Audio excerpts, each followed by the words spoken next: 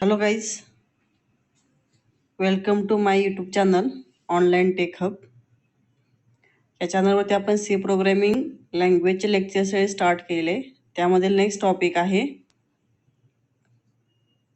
Passing structure to function. तर आता आपण स्ट्रक्चरचे आपण जवळजवळ 3 व्हिडिओज अपलोड केलेले आहेत. ते स्ट्रक्चरचे तिन्ही व्हिडिओ तुम्ही बघून घ्या, तुम्हाला बेसिक कन्सेप्ट सगळे क्लिअर होईल त्यातून. आता बघणार आहे की how to pass structure to function. फंक्शनला स्ट्रक्चर कसं पास करायचं, तर ते आता आपण या व्हिडिओमध्ये बघणार आहोत. ठीक आहे, तर बघूयात पासिंग स्ट्रक्चर टू फंक्शन. तर याच्यामध्ये just like other variables a structure can also be passed to function.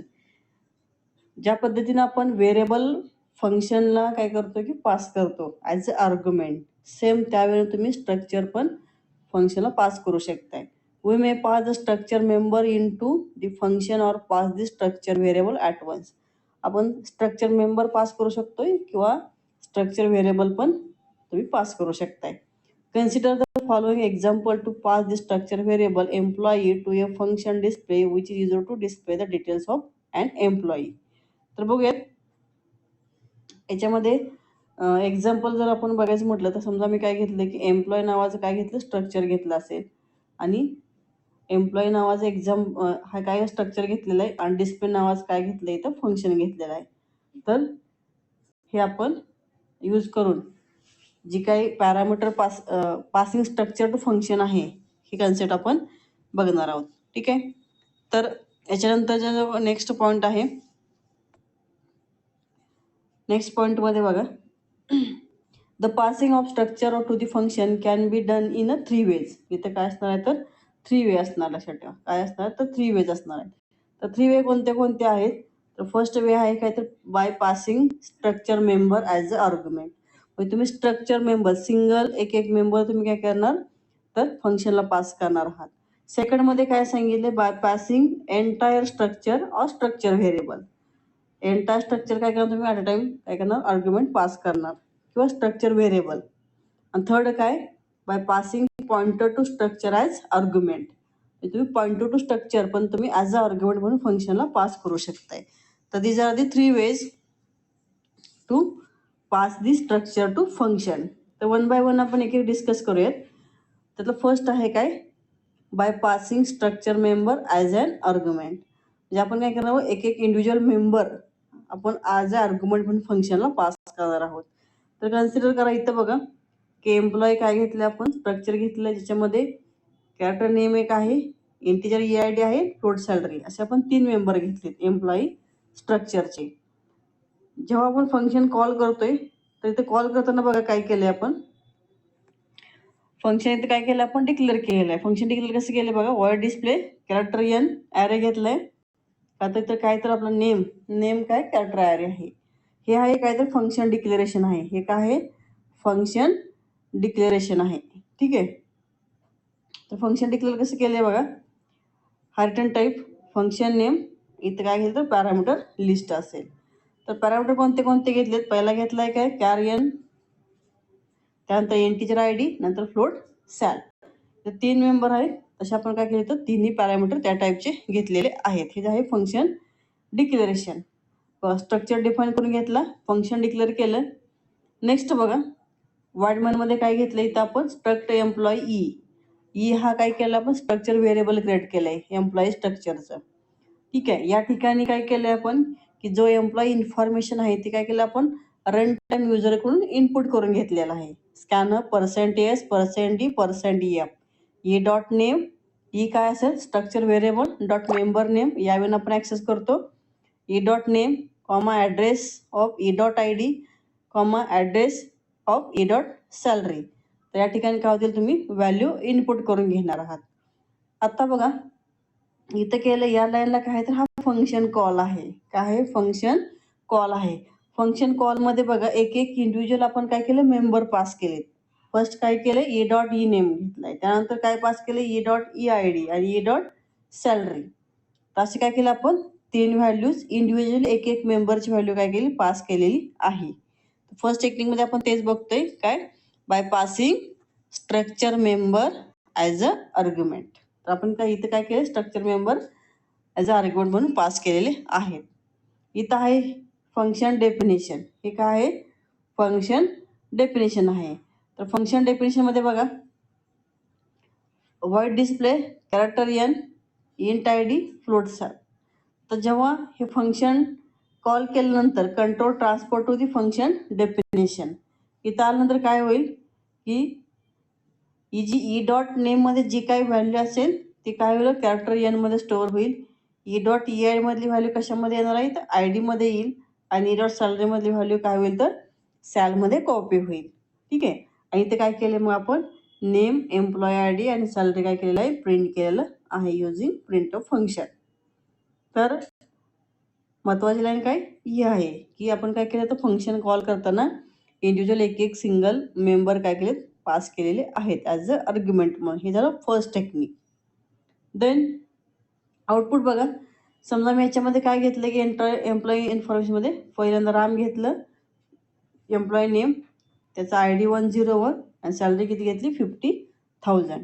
तर तुम्हाला आउटपुट याप्रमाणे इथं डिस्प्ले होणार आहे. ठीक आहे. आता बघूया सेकंड टाईप. सेकंड टाईपमध्ये काय, by passing the entire structure or structure variable. Entire structure pass करणं फंक्शनला ॲज अ आर्ग्युमेंट म्हणून, किंवा स्ट्रक्चर व्हेरिएबल पास करणं, हे दोन्ही काय तर सेमच आहेत. इथं आपण बघणार आहे का, तर कॉल बाय व्हॅल्यू, म्हणजे तुम्ही तो व्हॅल्यू पास करणार आहात. काय पास करणार आहे आपण, व्हॅल्यू पास करणार आहे. तर एक्झाम्पल बघा, एक्झाम्पलमध्ये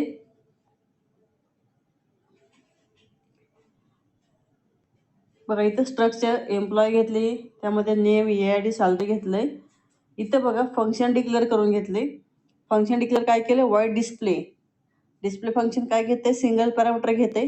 मग तो पॅरामीटर काय हो, एंटायर स्ट्रक्चर आहे. काय आहे, एंटायर स्ट्रक्चर. ठीक आहे. त्यावेळेला आपण काय केलं, फंक्शन डिक्लेअर करून घेतलेलं आहे.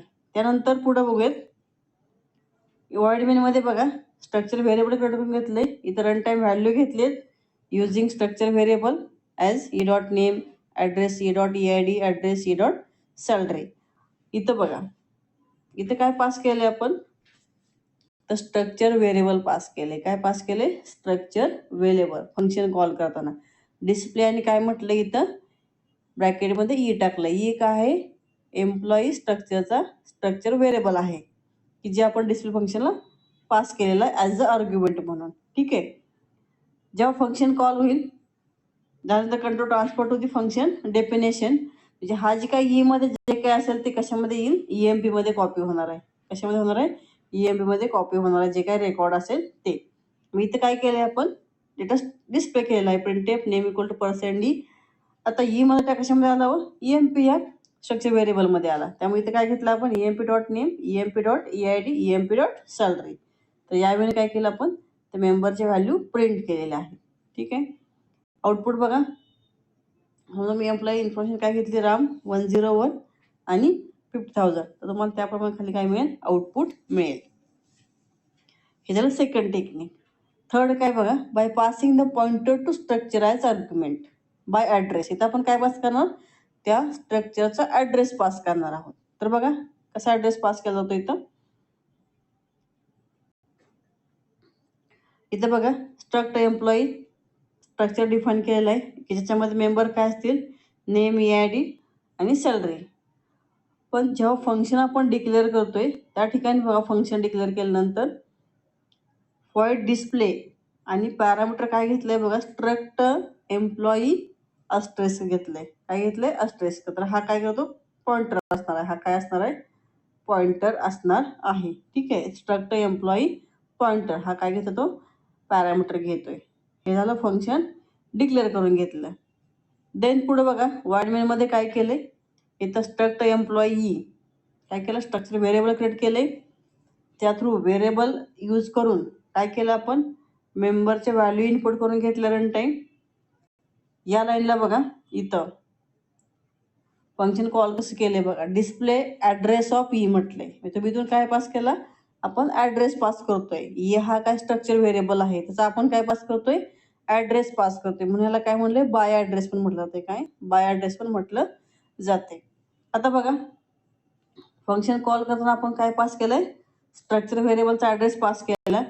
जेव्हा आपण ॲड्रेस पास करतो एखाद्या फंक्शनला, तेव्हा फंक्शन डेफिनेशनमध्ये तिथं पॉइंटर व्हेरिएबल पाहिजे. काय पाहिजे? Pointer variable. तर इथं काय घेतलं आपण? Struct employee pointer EMP.